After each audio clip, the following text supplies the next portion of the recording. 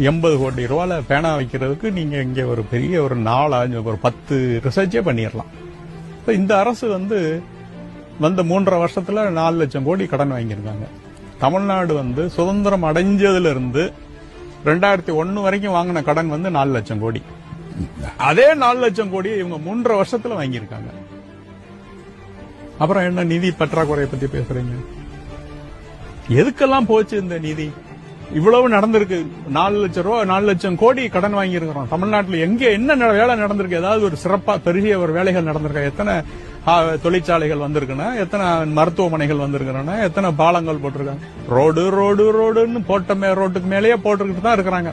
வேற ஏதாவது ஒரு பெரிய திட்டம், பிரம்மாண்டமா திட்டம் 4 லட்சம் கோடிங்க.